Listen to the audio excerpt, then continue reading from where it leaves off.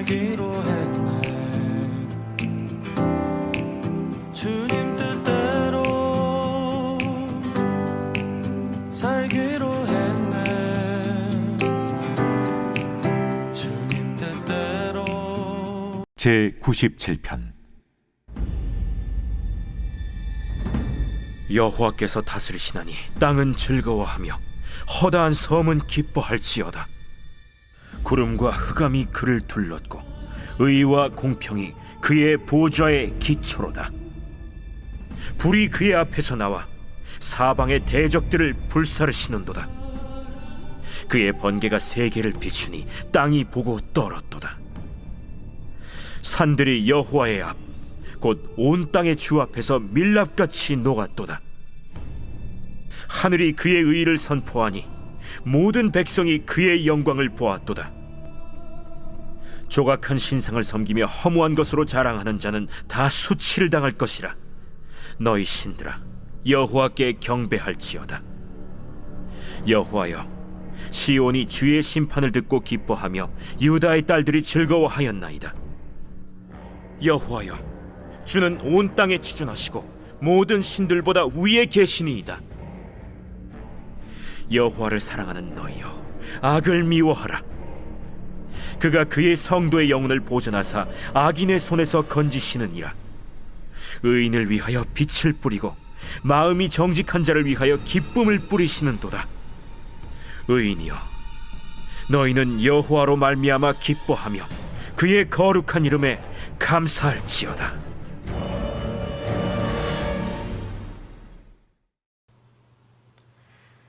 시편 97편은 하나님께서 다스리신다라는 하나님의 통치에 관한 선언으로 시작하고 있습니다.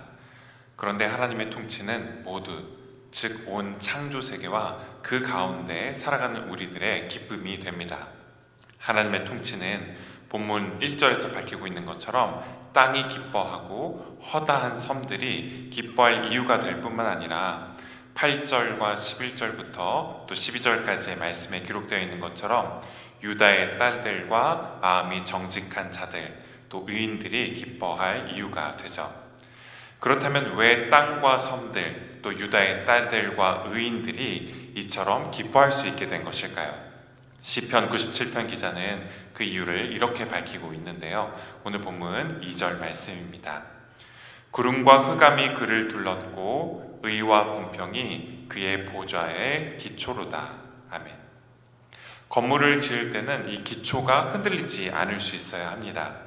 그런데 온 땅을 다스리고 계시는 하나님께서 앉아 계신 보좌 역시 튼튼한 기초를 가지고 있습니다. 바로 의와 공평이라는 기초가 그것인데요. 의와 공평이라는 기초는 온 땅과 섬들이 기뻐하고 하나님의 백성과 자녀들이 기뻐할 이유가 됩니다. 의와 공평의 바탕 위에서 하나님께서 이 뒤틀어진 세상의 질서를 다시 바로잡으실 것이기 때문입니다. 오늘 본문 3절과 5절은 불의 이미지를 빌려서 이를 다음과 같이 노래하고 있는데요. 불이 그의 앞에서 나와 사방의 대적들을 불사르시는 도다. 산들이 여호와의 앞 곧 온 땅의 주 앞에서 밀랍같이 녹았도다. 아멘. 때로는 대적들이 우리 앞에 높은 산처럼 가로막을 때가 있습니다. 우리가 마주하고 있는 어려움이나 도전들이 높은 산처럼 우리를 가로막고 또 우리 안에 있는 어떤 연약함이나 한계, 낡은 습관들이 마치 깎아내린 듯한 절벽처럼 우리를 가로막고 있는 것처럼 보일 때가 있죠. 하지만 하나님께서는 그 위에 불을 쏟아 놓으십니다. 불을 쏟아 부으셔서 높은 산처럼 솟아있는 악을 밀랍처럼 녹게 하시고 불의를 행하는 이들을 양초처럼 힘없이 흘러내리게 하십니다. 우리 안에 있는 죄를 불로 태워서 정결하게 하시고 교만한 마음을 낮춰서 언덕과 평지가 되게 하시죠. 그런데 이처럼 의의 불과 공평의 불, 또 심판의 불은 동시에 온 세상을 밝히고 또 살릴 생명의 불이기도 합니다. 오늘 본문 10절부터 11절까지의 말씀입니다. 여호와를 사랑하는 너희여, 악을 미워하라. 그가 그의 성도의 영혼을 보전하사 악인의 손에서 건지시느니라. 의인을 위하여 빛을 뿌리고 마음이 정직한 자를 위하여 기쁨을 뿌리시는도다. 하나님은 단순히 불의를 제거하는 데 그치지 않으시고 성도들을 지켜주시고 또 복되게 해주십니다. 방금 읽은 본문 11절은 이를 특별히 하나님께서 빛과 기쁨을 흩뿌려 주신다라고 노래하고 있는데요. 여기서 뿌린다라는 것은 마치 농부가 씨를 뿌리듯이 하나님께서 우리에게 빛의 씨앗, 기쁨의 씨앗을 흩뿌려 주신다라는 것을 뜻합니다. 지금 당장 우리가 짙은 어둠에 둘러싸여 있는 것처럼 보여도 하나님께서는 빛이 우리 안에서 자라갈 수 있도록 빛의 씨앗을 우리에게 뿌려 주십니다. 꺼질 듯 말 듯 위태롭게 어둠을 밝히고 있는 우리들이 더 밝은 빛으로 온 세상을 비출 수 있도록 빛의 씨앗을 흩뿌려 주시죠.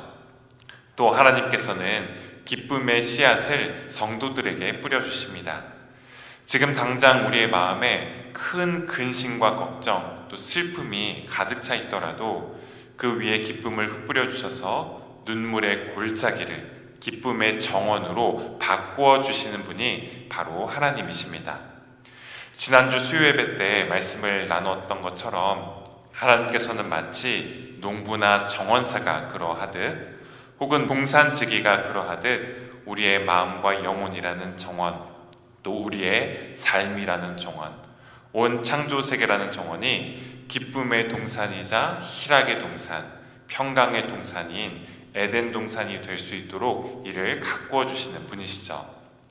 따라서 우리는 빛의 씨앗, 기쁨의 씨앗을 뿌려주시는 주님께서 우리에게 역사하실 수 있도록 해드릴 수 있어야 합니다. 혹 우리 안에 그 씨앗을 받아들이게 하지 못하게 방해하는 것들이 있다면 주님께서 낫을 들고 그것을 베어버리실 수 있도록 해드릴 수 있어야 하죠. 우리의 마음밭이 부드러워질 수 있도록 주님께서 은혜와 사랑이라는 쟁기와 삽, 호미로 우리 마음을 기경하실 수 있도록 해드릴 수 있어야 합니다.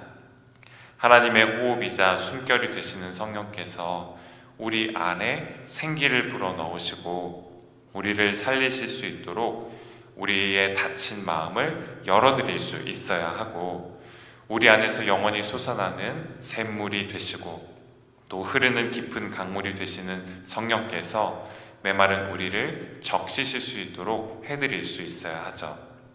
우리 안에 심겨진 빛과 기쁨의 씨앗이 혹 이제 겨우 막 심겨져서 혹은 싹을 틔웠지만 아직 너무 작아서 위태롭게 보인다라고 해도 하나님께서 이미 그 같은 씨앗을 우리에게 심으셨고 그 씨앗을 돌보셔서 하루하루 자라나가게 하신다라는 것을 신뢰하며 인내하고 기다릴 수 있어야 합니다.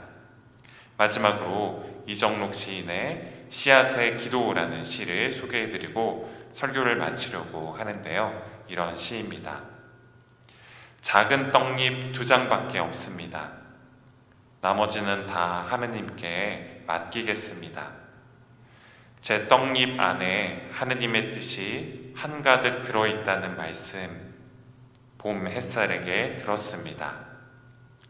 천둥과 비바람의 말씀도 잘 들었습니다. 작은 실뿌리로 꼼꼼히 기록해 두겠습니다. 감사 편지는 땅속 어둠에다 쓰겠습니다. 두더지 발톱으로 쓰겠습니다. 지렁이 입술로 쓰겠습니다. 꽃과 이파리와 열매가 쓴 편지는 구름과 바람과 별빛에게 건네겠습니다. 벌레와 매미와 새들이 매일 읽어드릴 것입니다. 가을 열매 속 쌍눈에게는 꽃 편지지를 한 꾸러미 선물하겠습니다. 우편 배달부에게 햇살의 길을 알려주겠습니다. 혹 우리에게 아직 작은 떡잎 2장만큼의 기쁨밖에 없고 작은 떡잎 2장만큼의 하나님의 뜻밖에 없다라고 해도 빛과 기쁨의 씨앗을 흩뿌려서 눈물의 골짜기를 기쁨의 정원으로 바꾸실 하나님께 오늘 하루의 삶을 맡겨드릴 수 있는 저와 여러분이 되시기를 바라겠습니다. 기도하시겠습니다. 주님, 저희의 영혼과 마음이라는 정원, 또 삶이라는 정원에 빛의 씨앗을 흩뿌려 주시고 기쁨의 씨앗을 흩뿌려 주셔서 혹 지금 당장 황폐하거나 헝클어져 있고 메말라 있다고 하더라도 그곳이 선하신 주님의 뜻이 자라고 열매 맺는 기쁨의 동산이 되게 하시고 즐거움의 동산이 되게 하시며 은혜의 샘물이 솟고 강물이 흘러 구름이 비치고 바람과 새들이 찾으며 지친 나그네들이 머무는 복된 정원이 되게 하옵소서. 예수 그리스도 이름으로 기도드립니다.